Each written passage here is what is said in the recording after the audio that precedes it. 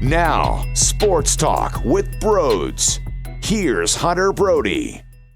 What is going on, everyone? Welcome on into Sports Talk with Brodes. Let's talk some Phillies baseball. We are 1 week into spring training. They are off today on Monday. So here's a great opportunity to assess what we have seen to this point. I want to look at the everyday guys. I want to look at the starting pitchers. And yes, of course, I want to touch on the bullpen pieces as well. And right from the jump, we will all acknowledge that this is spring training. This is spring training. This is spring training. This is spring training. So I don't want to hear in the comment section or people tweeting at me that, how dare you think that because this happens in March that it will happen in the regular season.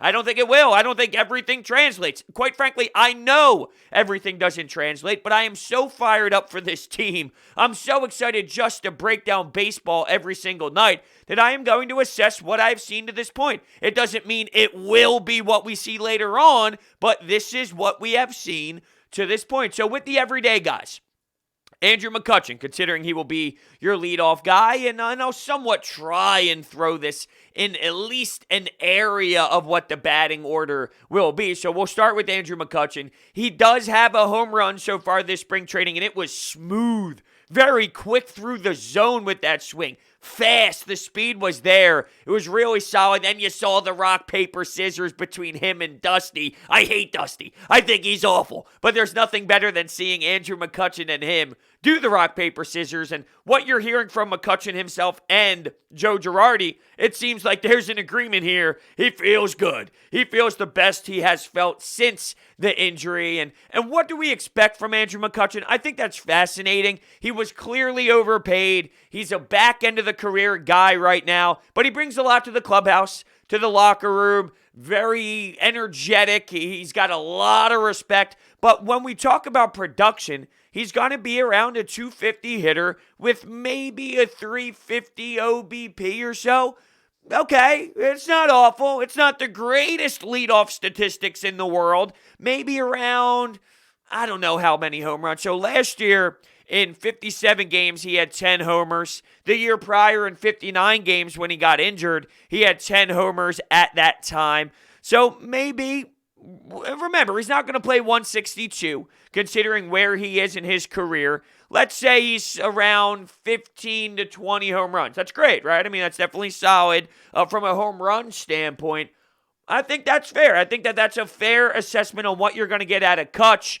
I think you're going to see a lot of off days for him, and I know they feel like he feels great, but we know where he is as well. I'm excited for Kutch. I think it's great news to see that bat speed through the zone. If it's happening now, that means he's in a good spot, and like it's happening now. It's not, okay, he started out slow, and he started out where it looks miserable for him up at the plate. No, it looks like he's running around well, and the bat speed was something that stood out to me during that home run. So take that for what it is when it comes to Andrew McCutchen. For Rhys Hoskins, I saw nothing crazy out of him to this point, but there was a really nice, smooth cut where he's just allowing the ball to go where it's supposed to go. No need to pull it. No need to just think of the home run.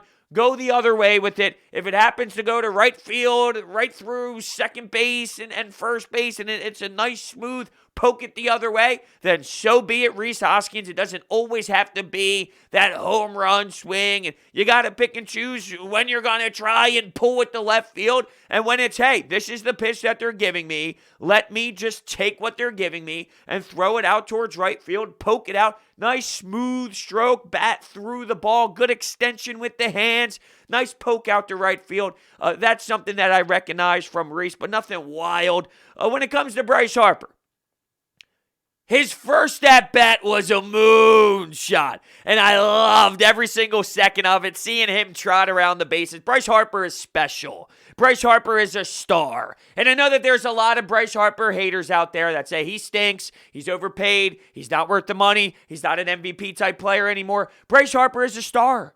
Bryce Harper is must-watch TV. Bryce Harper is, I gotta make sure I am tuned in to every single Bryce Harper at bat. And for him to be able to go opposite field the way that he did, crushed it. And in his first at-bat, I love it. It puts a big smile on my face. And I picture warm weather, and I picture it being beautiful outside, and I picture it not being dark at 4 o'clock in the afternoon, and the sun is shining at 7 p.m. right when the Phillies are ready to throw that first pitch.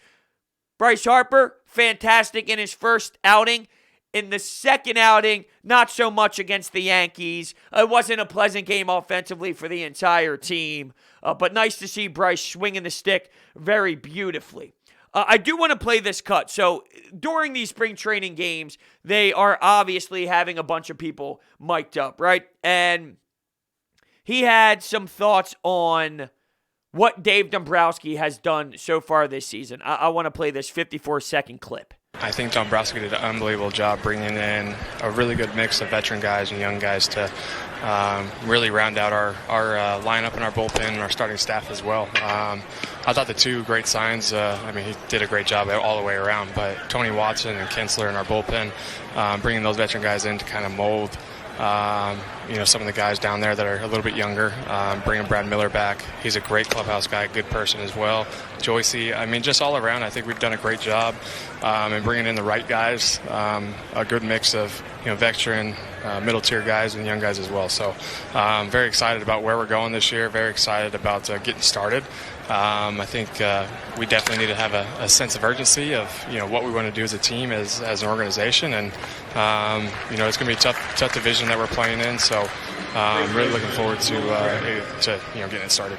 I love it. I love every single thing that Bryce Harper just said there, and he's not wrong. When you think about the pieces that Dave Dombrowski has brought in here, last year this team wasn't awful when it comes to their offense and when it comes to some of their starting pitchers. They still have a hole I think they need to fill there, but it was the bullpen. The bullpen was a disaster. When you hear Bryce Harper mention guys like Kinsler and Tony Watson, and we will talk about what these players have done to this point, it really is something that I'm intrigued by. I'm fascinated to see this bullpen, and quite frankly, I'm getting sucked into thinking that, hold on a second, if they fix that bullpen, are they better than we are anticipating? Are we not giving them enough credit? Or am I being that blind optimist guy that's just super excited for no reason because every year I get like this? Every year it's, I love baseball so much that give me 162 because I love baseball that much. And I'm trying to figure out, is this all pure emotion or is there something to it? Or is there somewhere in between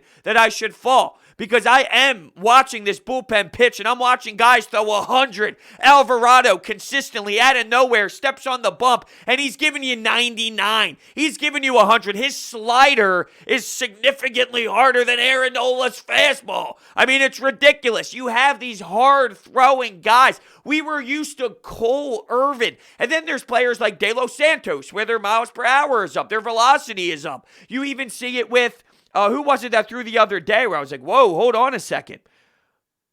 Whose velocity was up? The J.D. Hammer. J.D. Hammer's velocity went through the roof. Now they're throwing hard, and it's not all about just throwing hard, but they're placing it where they need to place it as well. I'm getting sucked into this because when you watch the disasters of last season, I don't think that's coming this year. Every team is going to go through spurts where their closer ends up blowing a game. That's reality. That's called baseball. So it will happen. Your bullpen will allow some to fade, where you should have had a win and it escaped you. But guess what? Every team goes through that. It's about limiting the amount of times that happens. And when you see these bullpen pieces, whether it's Connor Brogdon giving you a nasty changeup where you're swinging and missing, or whether it's Coonrod throwing the heat, or whether it's Hector Neris giving you a slider out of nowhere. How are you not fascinated when it comes to what you're going to see out there? I just love hearing Bryce Harper. It seems like there's a plan. You got a professional in Dombrowski out there. He's now leading the charge. He's been around the block. He's made moves before, and he's recognized talent before. It seems like there is a guy that understands what he's doing up there, and he's communicating with Bryce Harper. And they're talking about, all right, now there's a sense of urgency. I love it all. I really do. And I just can't wait for opening day so all of this actually matters.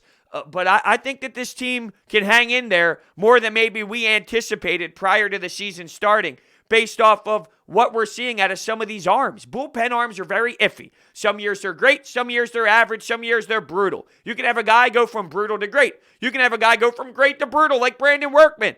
And then there's guys that are just average. And I think you're taking flyers on these players.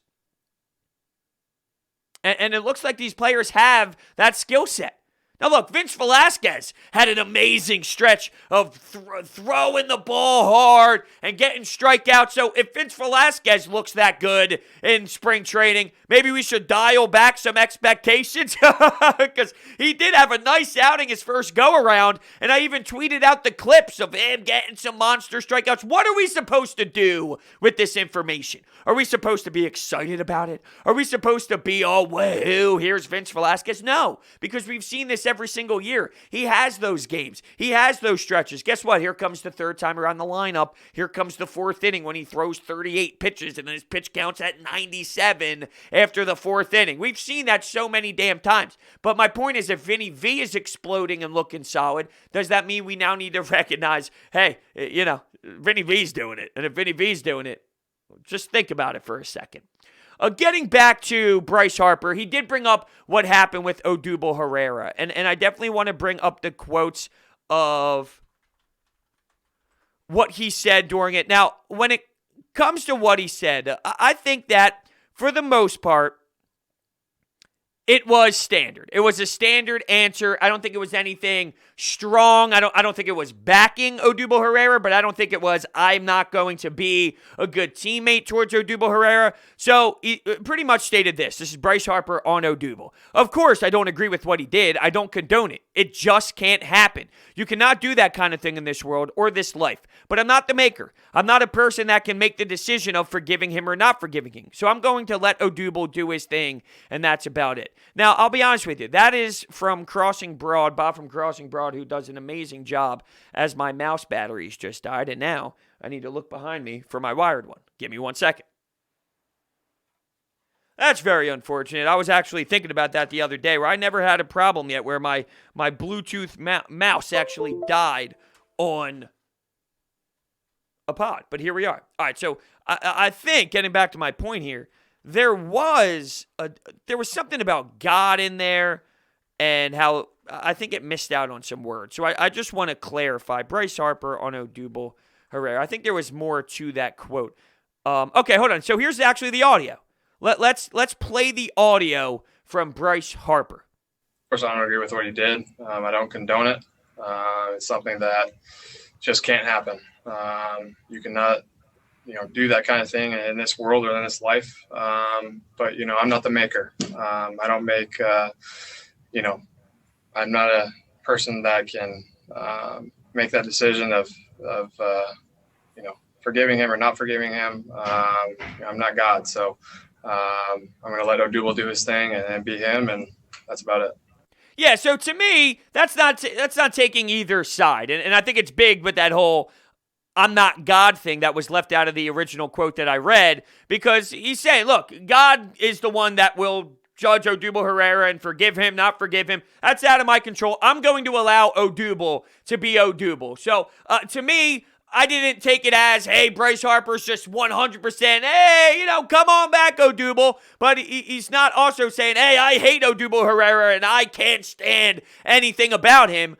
He kind of played it safe, and he gave you that kind of player speak answer, but I don't look at it as a negative. I don't look at it as some, well, you know what, to be honest with you, it is a little bit of a positive because he didn't rip apart him. This is the leader of the clubhouse, and Bryce Harper's opinion really matters, and it is very strong. And I would imagine that they even had conversations behind closed doors before Bryce Harper even spoke to the media and before they even decided to bring Odubel Herrera back. I'm sure they talked to Bryce Harper. Hey, how would you feel? I mean, I'm talking about a star here in Bryce Harper. I think that happens. Dave Dombrowski, Joe Girardi, they would communicate with such a big figure of the team. So you know what? I think it is a positive because he didn't bash him and say, hey, this is something that I can't have in a clubhouse that I am a part of. I'm going to allow Odubel to be Odubel. So, I don't think that Bryce Harper approached it the wrong way. Quite frankly, I think that he did it the right way. I think that that's a proper way to handle it from Bryce Harper's mindset. He clearly doesn't condone it. He's not the one who makes the decision. He'll allow God to do that. From this point on, Odubel will be Odubel. To summarize Bryce Harper, though, that bomb opposite field for his first at-bat was ew, and I loved every second of it. But hey, real quickly, this DraftKings deal is insane. It's that time of year again. Conference tournaments are tipping off. Bubble teams are making their final push for a bid, while the top seeds are preparing for what they hope is a long run. DraftKings Sportsbook, America's top-rated sportsbook app, is putting new customers in the center of the action. Bet $4 on an underdog, win $256 if they win. It's that simple. That's bet $4 on an underdog in select college basketball games, and if they win, you collect $256. The bank is open. Download the top-rated DraftKings Sportsbook app now and use promo code Brodes when you sign up to turn $4 into $256 if the underdog of your choosing pulls off the upset. That's code Brodes to turn $4 into $256 for a limited time only at DraftKings Sportsbook. Must be 21 or older, Pennsylvania only, new customers only. Restrictions apply in partnership with Meadows Racetrack and Casino. See DraftKings.com/sportsbook for details. Gambling problem? Call 1-800-GAMBLER. JT Realmuto has not done much yet, considering he has the cast on. Didi Gregorius, nothing crazy. Had a couple bobbles there in the field. Nothing crazy out of Didi Gregorius. Alec Bohm, he hit a moonshot. He hit a bomb. All right, and he had some good defensive plays as well. There was a game that was in Toronto, which wasn't broadcasted anywhere, which annoys the living hell out of me because all I'm trying to do is watch some spring training baseball. But some of the beat reporters that were at that game for Toronto had the film from this horrible distance out in the stands. And you saw, I think it was on George Springer. That's why it was a big deal, because George Springer at bat, Blue Jays fans are excited. Alec Bohm with a really nice play out at third base, throws it over to first, gets a big out. And it does seem for Alec Bohm, for as much as we rip him and we criticize his defense, there are plenty of moments where he does make a really solid play. And it's almost as if the ugly is so ugly, but the good plays are, whoa, hold on a second. Look what Alec Bohm did at third base. It's sort of like Rhys Hoskins. Rhys is either red hot or super ice cold. With Bohm, it's either a miserable, disturbing, bad news Bears play in third base, or it's, what are you doing? No, I messed up. It's either, what are you doing? Or it's, wow, that was a quick love. Or wow, that was a great play on a short hop. Or wow, that was a great transition from his glove to his hand. Bang, good power arm over the first base to get a big timeout. So it's very extreme, very high, very low. Love the fact that the home run's in play already. The long ball is doing some damage, and he's making some plays at third base. So hopefully he continues to grow off of that. Now, the center field position is one that has been heavily dissected to this point, as it should. Adam Hazley, he hit a home run in his first at-bat in spring training, and now he's out 4 weeks, and that's going to do some damage to him. Unfortunately, it's a bad spot for him to be in, and it sucks that it's happening to him now at this time. But that's going to put him out of the running, and now it's going to be hard for him to grab his spot back. The one reason why I think he's in play more than he would have been is because of this. Andrew McCutchen's not going to play every game, and out in left field, there's going to be a hole, and there's going to be an opportunity for an outfielder to slide in and play, and maybe that could be Adam Hazley. So because of that, he might have more of an opportunity to get back into the lineup and work himself back in. But being out 4 weeks right now during this battle, it's going to suck for him, and he might lose his job because of it. Roman Quinn, we all know about his speed, but there was a stretch of 5 strikeouts and 10 at-bats, and he wasn't able to do much at the plate except strike out. He'll poke you your hit, and he'll get on first, and he'll steal, and we know what he does. And I think Joe Girardi, Dave Dombrowski, they love that element of him. Unfortunately, though, I don't think that he is good enough to be an everyday starting guy. So he's not even in the running in my eyes, although I know the skill set that they love. To me, it's pretty simple. It's Odubel Herrera. So he has a home run, and he did a bat flip as well. He pimped the shit out of that home run. It was actually incredible to see the swag out of it. Some people are bothered by it because who are you right now with where you are in your career to be bat flipping in spring training? And I'm with you. I probably would have went with a different approach and been more professional about it. Hey, I got to earn my spot back into the lineup, and I got to earn my trust. But at the same time, that's Odubel Herrera. That's who he is. That's his personality out there on the baseball field. And he hasn't had baseball in his life for 2 seasons. Granted, it's because of a horrendous decision that he has made, but that is his comfort zone. That is what allows him to be him. I've experienced that. When I step onto the ice, it's a different field. That is me. That is who I have become. That is what has helped me transition into who I am today from a personality standpoint. That is his comfort zone. So when he hits a homer, that is Odubel Herrera. I want you to be you. I don't want you to be a fake version of yourself. I don't want you to pretend you're something that you're not out there. That is you, be you. So I can see both sides of it. He had the home run. He also, on a 3-2 count, he's working a full count.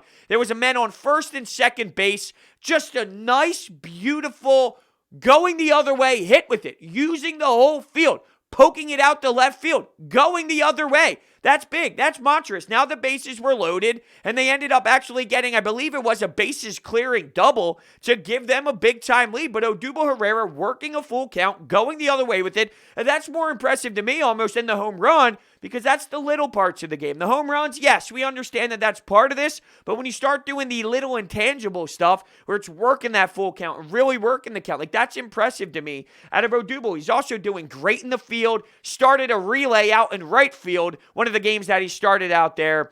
It was just bang, hit the cutoff, bang, to home plate, bang, get a guy out who's running home. Started a good relay. He had good base running when he's on the bases. Odubel Herrera's making a name, and I know that might make people feel uncomfortable, but where I stand is I trust the Phillies organization that they made the right decision because they understand where he's at, and they think that he is making the proper steps in the right direction. Every case is circumstantial for me. It was disgusting. But I know plenty of people who have made horrendous mistakes in their lives, and one moment made them wake up. Hey, this is not who I am. I need to change my life. I've seen people make life-changing decisions based off of a miserable low moment in their life. And I think those people deserve all the credit in the world and another opportunity. Then there are some guys that don't. And they put on a face, and they pretend, and they lie. I'm trusting that the Phillies organization see a life-changing moment out of Odubel Herrera. Now, we don't have that knowledge. So to pretend like we do, well, that's unfair. So the way I look at it is, I know people that have, whether it's alcohol, whether it's anything else, they were so low in the dumps with alcohol, something happened, they hit a tree behind the car wheel, and bang! They have changed their life forever and haven't drank in 10, 15 years. Do they deserve a second opportunity? In my opinion, yes. Some guys have the flip. Some guys have the switch. Now, maybe Odubel does something down the line and it's like, oh, okay, I was wrong. But I trust Joe Girardi, Dave Dombrowski, and the players in the clubhouse to recognize that there has been a change in his life. And if it ends up not being the case, well then, I apologize for giving him that chance. But once again, I am trusting the Phillies front office. You know who you should trust also, though, is DeSimone Jewelers. They are the best in the business. I got my fiance her engagement ring from DeSimone Jewelers, and she fell over when I was on one knee. She couldn't believe it. It was blinding her. The amount of shine. Oh, it was beautiful. The sun was bouncing off of it. She couldn't believe it. Maybe she was upset that she actually had to say yes and marry me, but I don't think that was the case. It's everything that DeSimone Jewelers did that really stunned her, and they are the best. They're a family-owned business with over 40-plus years of experience. They moved from Jewelers Row to Haddonfield, New Jersey. They don't use any sale tactics. They just show you options and educate their customers, and they treat their customers like family. I go in there now for Christmas gifts, Valentine's Day gifts. It's, yo, Brodes, yo, what's going on? How's everything doing? They are family now, and there's no better feeling. They customize and manufacture every ring they make from start to finish on location, and because of that, they're able to beat competitors' prices.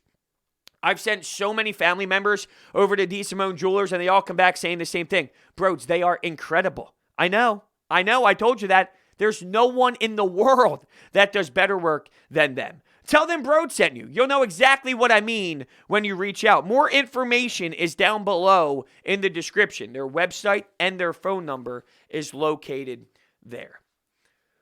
So there's another guy, by the way, that I haven't touched on yet in center field, and that's Scott Kingery. Now, he had a homer as well. It's nice to see Scott Kingery with a little bit of pop. And there was a season where Scott Kingery had some nice numbers from distance, if you will, if that even makes sense. From distance, from a power hitting standpoint, maybe is the best way to say it. Back in 2019, how come his numbers are popping up weird? Oh, they're just showing. Okay, here we go. Back in 2019. Yep. He hit 258, which isn't anything crazy, but he almost hit 20 homers. He hit 19 homers. If that's what you're going to get out of Scott Kingery, that's amazing. I don't think you are. Now, he had 3 last year in 36 games, and he had such a mess of a season. He hit 159. If he's somewhere around 10 to 15 and he's batting at the back end of your lineup, okay, I see Scott Kingery as a super utility guy. That's his role. He's a super utility guy. If Bohm needs rest, he plays at third. If Rhys Hoskins needs rest, Bohm will play first. Kingery will play third. If Didi doesn't play a game, you can play shortstop. If Gene Segura, you can play second base. You can play him all over. Center field. Maybe you move someone over to left field, he plays center field. I mean, you just have so many options when it comes to where Scott Kingery can play. I don't think he's an everyday guy, though. To me, so far, it's Odubel Herrera. Has he not been the biggest spark? Has he not been the best player out there? Absolutely, he has been. So, to me, right now, the answer is Odubel Herrera out in center field. Mickey Moniak, just some other guys. He had 2 home runs in one game. I can't stand the fact that there's like Mickey Moniak stands after that, though. Do you remember Reggie McClain? I sure do. Guess who he hit the home run off of? Reggie McClain. Reggie McClain was a part of that disastrous 7+ ERA as a team last season. What do you expect out of Reggie McClain? And his bat speed looked good. I'm not going to deny it. The bat speed was fast. And the second homer, bat speed was fast. Both of them were not off of Reggie McClain. There was something to it. And I understand that there's growth involved in players. But when you think about first overall pick, nowadays in the MLB, 22 years old, 23 years old, I expect my players, if they're the number 1 overall pick, to be able to be more of an efficient player for your big league club. Everyone's different. Everyone grows at a different pace, but I'm not ready to jump in on the Mickey Moniak train because he hit a dong off of Reggie McClain. That's just me. I know some are excited about it. That's just me. Bat speed looked good, though. Matt Joyce, now that's a bench player that's earning some love. Big play out in right field, dive in play, incredible, home run, murdered the ball, destroyed the ball. I think Matt Joyce is going to earn himself a nice bench role, a nice utility role. And I haven't touched on Segura yet, but nothing really crazy out of him. All right, let's get to the starters. Aaron Nola just gave you your kind of your traditional first start where some hiccups along the way. But one thing, I listened to Jim Salisbury and Corey Seidman talk on the Phillies Talk podcast. They were talking about how they saw a lot out of his repertoire. And that shows them that he's in a good spot right now. Normally, when you come out here, you work on the location of the fastball. Maybe you work in one more pitch. But it seemed like Aaron Nola ramped up maybe what he was doing in the bullpen sessions, which then allowed him in his first start to throw more of his pitches, to have some more versatility. In his spring training, he went 2 innings, allowed 4 hits, 2 runs, 2 earned runs, allowed a home run, 1 strikeout. So it's not as if it was anything crazy. It was a spring training type of performance for sure.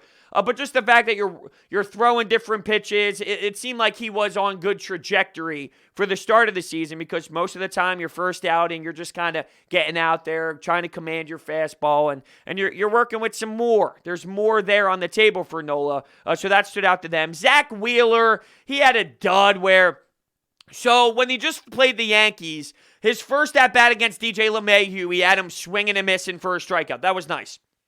He had Aaron Judge on the inside corner perfectly for a strikeout looking. The umpire was on crack, and that did not result in a strikeout, a backwards K. It ended up being a ground out. But from there, it got a little ugly. It got a little murky. Brett Gardner hit a grand slam, so not many highlights after that for Zach Wheeler. I saw the velocity up there, which is what we need out of Zach Wheeler, that nice fastball that he pounds the strike zone with. And I think the Yankees recognize that. Hey, he's throwing that fastball, jump on that fastball. A typical spring training approach by the opposition. And keep in mind that Yankees team got obliterated by the Phillies just a couple games ago. Maybe there was something there. I don't know. I could also be reaching. It is just spring training. But with Wheeler, I'm not too worried about it. Eflin, you saw Zach Eflin's stuff. I can't wait to get to the bottom two guys, but it's been a couple of days since Zach Eflin threw, but I know it looked good, and it gave us that Zach Eflin hype train type of stuff. In his 2 innings pitch, he only allowed 1 hit, and he struck out 3. Great use of what we've seen out of Zach Eflin, where it's down in the zone, but he also has that fastball he's delivering as well, but sticking with down in the zone at times, it's just smooth out of Eflin. And I'm excited for Zach Eflin, for him to be in this third role, and for him with that mentality of, hey, I want to be a number one guy. I am a number one guy. That dog mentality, that's crucial. And not that I'm surprised by it. I think he is nicely wired from a competitive standpoint. But I am very intrigued out of Zach Eflin, how he's going to take this role. He seems to be very excited about it. And it seems to have this confidence and swag about him entering that third rotation spot. I'm stoked. Now with Matt Moore, all right, Matt Moore and Chase Anderson both had some nice outings for their firsts. I saw this sequence out of Chase Anderson where it was off speed, it was high up with the fastball cheese, and then he comes right back with an off-speed dropping pitch that had people fooled. Bang, bang, bang, 3 pitches, let's end the inning, and walk to the dugout. And it was like, whoa, hold on a second. Chase Anderson with this sequence. Off speed, high fastball, cheese, off speed. Had people guessing, looking, a little choked up on the bat. And a little hesitant there, froze him up. Good work out of him, and good work out of Matt Moore, who in his outing had some great stats as well. Keep in mind, this does not mean anything insane. I type in Matt Moore stats, and of course I'm getting backup quarterback stats. In his first outing, I guess it doesn't have it here in spring training. 2 innings pitched, 2 strikeouts. Yes. I thought Matt Moore was successful. And keep in mind, you're looking for a lefty arm. You're looking for a lefty arm in the starting rotation. Maybe you haven't. And that transitions a little bit to the bullpen, though. Because right now with this bullpen, is Spencer Howard a part of that? I saw some great things out of Spencer Howard falling behind 3-0. And what ended up happening was he threw a 77-mile-per-hour nasty pitch where it was 12-6, a little bit outside. And from that point in the at-bat, 95, 96, 95, 96, 96, 95, pumping fastball. He was down 3-0 and battled back to get a huge strikeout on the corner, just delivering fastballs. I think Spencer Howard might be a player that comes out of the pen. They are looking for a way to maybe limit his innings and limit what he's going to be able to do from that perspective. And maybe with your bullpen not being so great last year, here's a chance for him to solidify something. And it doesn't mean he will never become a starter, because quite frankly, if you have him in your bullpen for the rest of your career, I'm okay with bullpen arms. I think they're important. But with the hype and the love for Spencer Howard, considering what the expectations were, I want to see him in the lineup eventually, and I think he will. I'm not saying that this damages what he might be moving forward. I think they will transition him into the starting role, but I'm not against him starting in the bullpen, and maybe that's what he needs. His pitch count reminded me a bit of a Vinny V type of thing, where high pitch count, struggling. He had an injury, though, and he had the shoulder problem at the end of last year, and that's been something that has bothered him in the past. So maybe a bullpen and limiting his role and how much he throws is something that could be beneficial to his longevity this season. All right, so there's a lot of names I'm loving. I mentioned Coonrod and Alvarado for their speed and their explosiveness throwing the baseball. Archie Bradley brings a side of professionalism. He had a couple guys on when he was in his outing, but he also got out of it. Nasty off-speed pitch. Loved it. Connor Brogdon bringing the heat. Kinsler, just once again, professional. I think that's the best way to describe him. Professional guy that can come in a situation where there's guys on and he's able to shut the door and he's not worried about the moment. The moment's not too big. He's been around the block. He's got some velocity. It comes down to velocity. Another name, Mitchell. Mitchell's been someone to kind of raise the eyebrows a bit. It seems like you have something there. Jojo Romero, some of these other guys that we haven't even got to, that who knows if where they fall, let's say.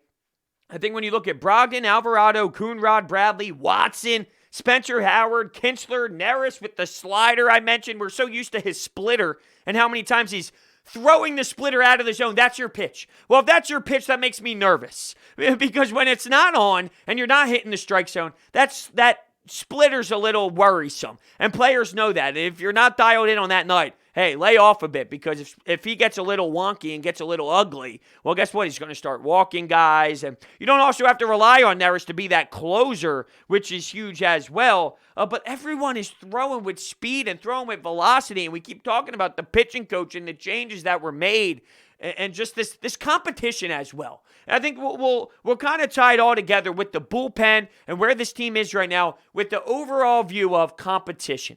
Dave Dombrowski brought in a lot of guys that have some upside, that have some versatility, but they're not all 100% in yet, right? They're battling for a spot. And I think this healthy competition for this team is allowing them to play hard. Like, they have to battle against each other. They have to earn their spots. They know the margin of error is very small and they can't screw up. If they screw up, they might miss their shot to be on the major league roster. So it's very healthy competition. Knowing it was a disaster last year in that bullpen, hey, there's a chance. If you go out and perform, there's your chance. And everyone seems to smell that. So it's raising the bar. It's raising their play. And everyone kind of senses that, hey, we got to play at the top of our game because there are spots available. I want it. I want to take it. And it's a healthy competition right now where everyone seems to recognize that. And there's a good sense of it. And everyone's in this good mindset of healthy competition. And I think that that's phenomenal. And that's going to allow these better players to rise